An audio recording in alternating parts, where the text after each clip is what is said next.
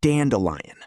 Humans have been eating, brewing, and trading this plant for over 30 million years, long before the first garden ever existed.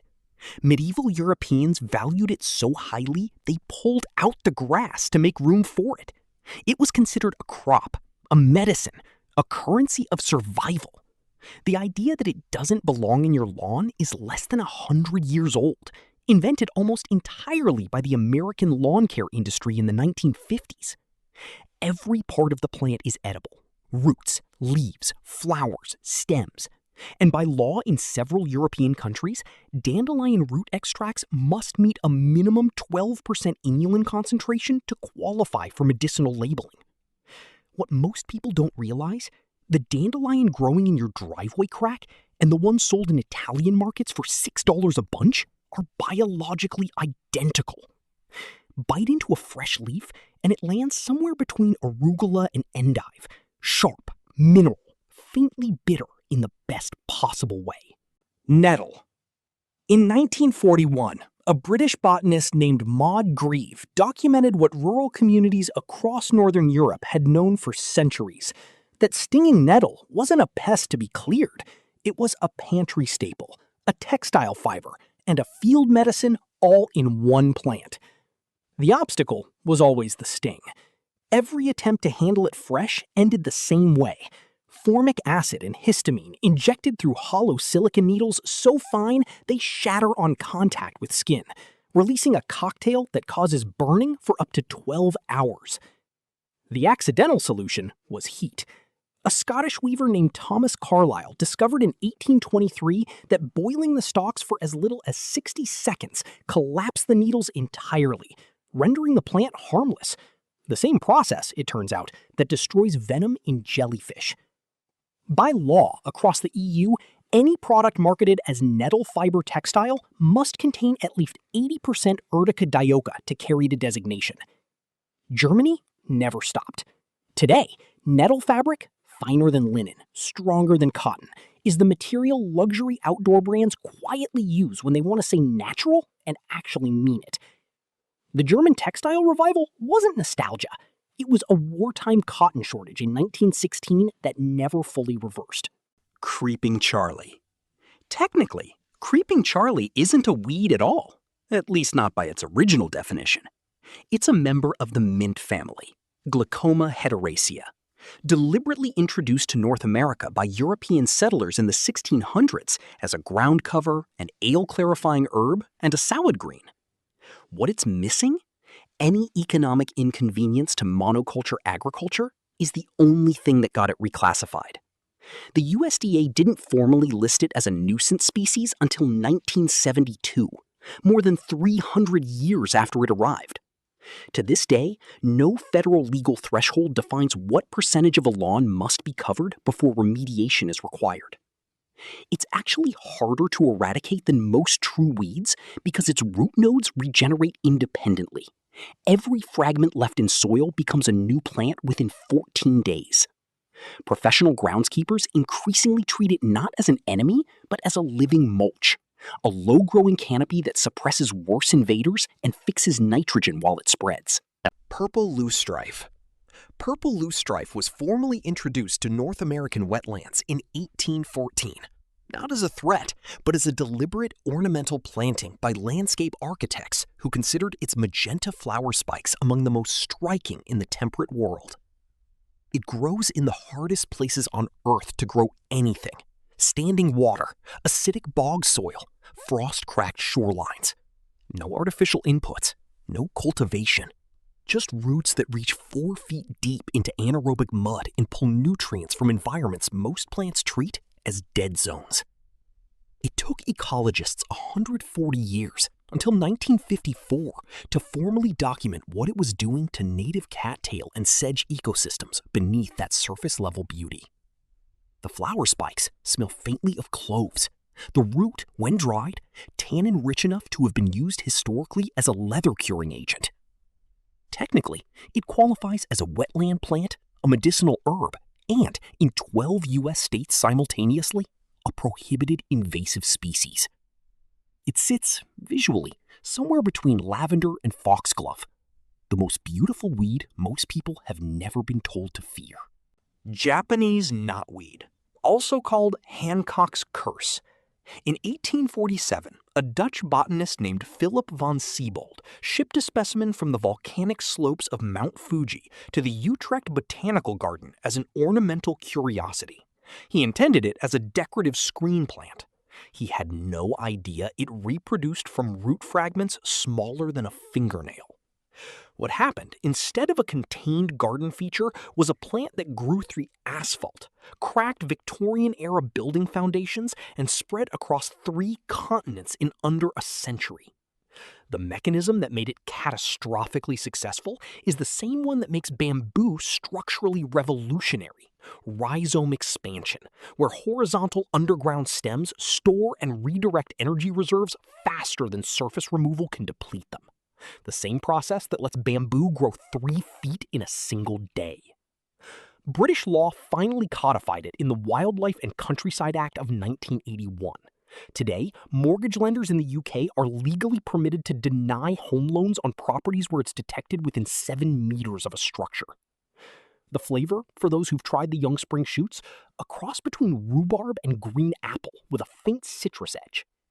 What it has that rhubarb lacks: resveratrol concentrations, so high that Japanese knotweed is now the primary commercial source of the compound, sold in anti-aging supplements worldwide. Yarrow.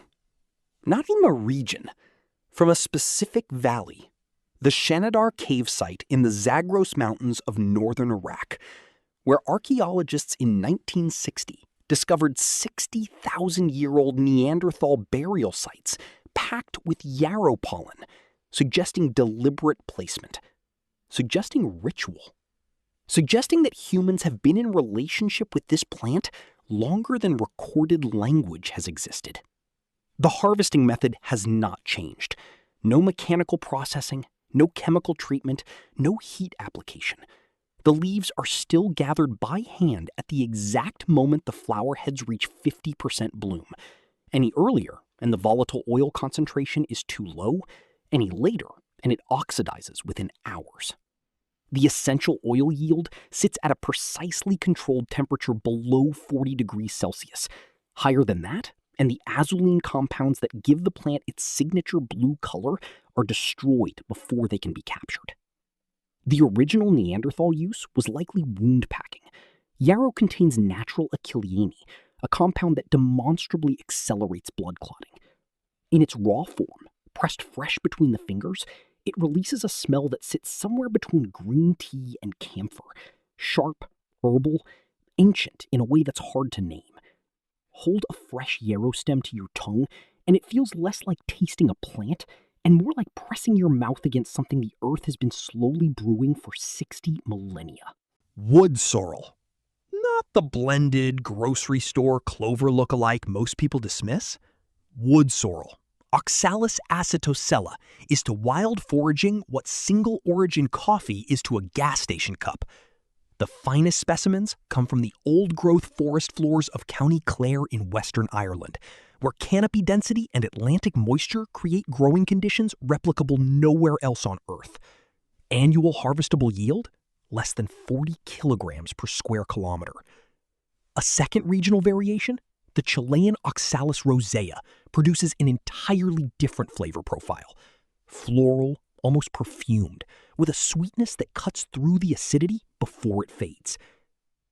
Wood sorrel became the obsession of Scandinavian fine dining around 2009, driven by the same movement that made foraging a professional discipline. René Redzepi's Noma, treating wild plants the way French cuisine treats wine.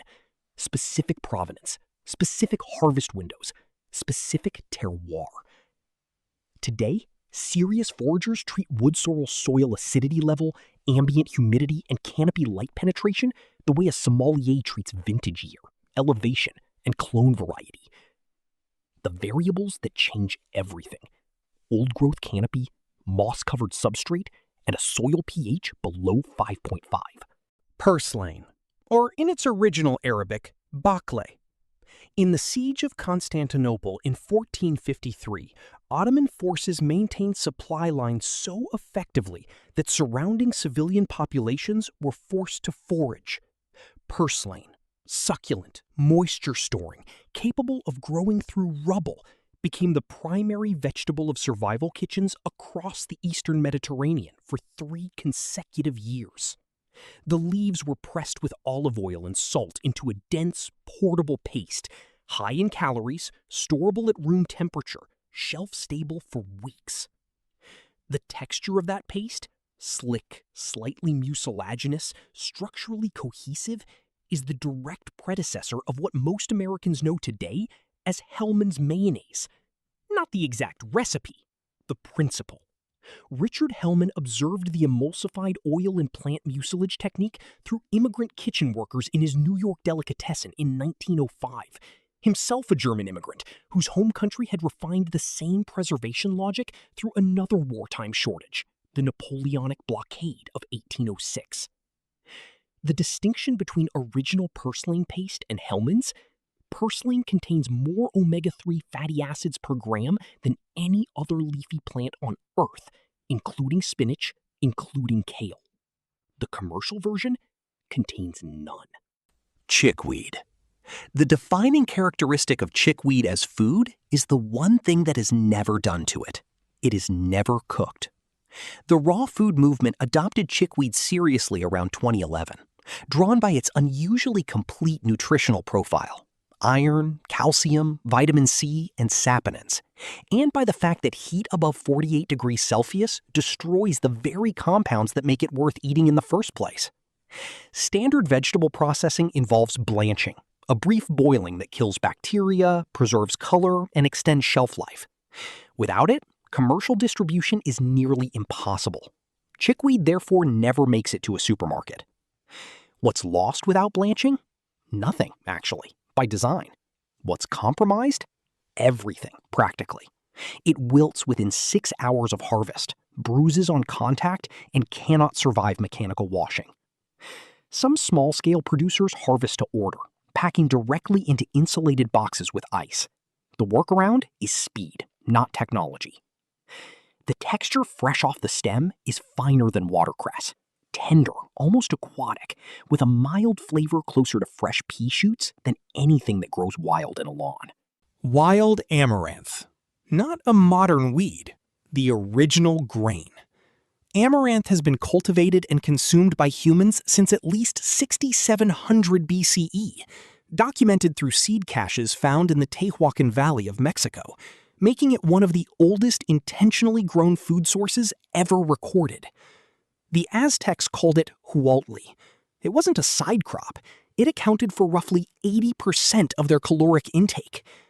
In its original form, it was roasted whole, mixed with honey and human blood during religious festivals, and pressed into statues of gods that were then broken and eaten by worshippers. It tasted, according to the earliest Spanish accounts, like warm molasses, cut with something faintly mineral and dry. The Spanish brought it to Europe after 1519 and immediately banned its cultivation. The religious association made it a threat. That suppression pushed amaranth out of agriculture for 300 years. Today, it grows back on its own. In cornfields in Iowa, in drainage ditches in Maharashtra, in vacant lots in Sao Paulo, in the cracked pavement edges of Addis Ababa. Every continent, every climate. The same seed that fed an empire, outlawed by one, forgotten for centuries, growing now, unbothered, through the sidewalk outside your front door, waiting, the way it has always waited, to be recognized again.